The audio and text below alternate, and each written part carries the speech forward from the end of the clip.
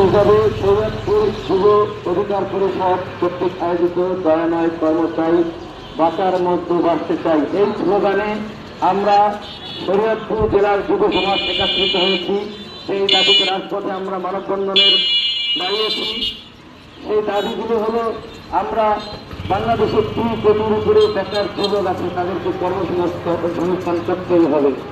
সরকার এই দায়িত্ব নিতে হবে এবং কর্মমুখী শিক্ষার আয়োজন করতে হবে।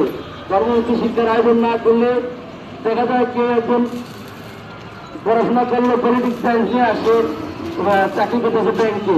এরকম আসলে এই এক একজন এক এক পেশায় যে যেই মুখী শিক্ষা গ্রহণ করবে সেইভাবেই আসলে সেই দায়িত্বে আসলে, যেমন আগের সরকার সরকারে আমরা দেখেছি, আমরা ডাক্তার দিদিমণি ছিল ডাক্তার, সে হচ্ছে শিক্ষামন্ত্রী, তার মানে শিক্ষা যাত্রা পুরাই ধ্বংস করে আছে, দিয়ে চলে গেছে।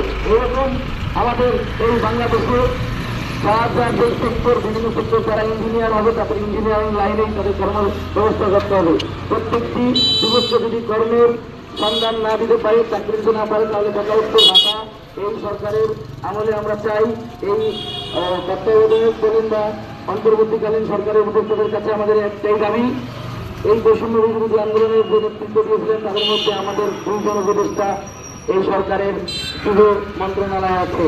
তাদের এই মানববন্ধনের মাধ্যমে এই যুব মন্ত্রণালয়ের উপদেষ্টার কাছে আমরা দাবি রাখতে চাই, প্রত্যেকটি যুবককে বেকার ভাতা দেওয়ার জন্য আমরা দাবি জানাচ্ছি।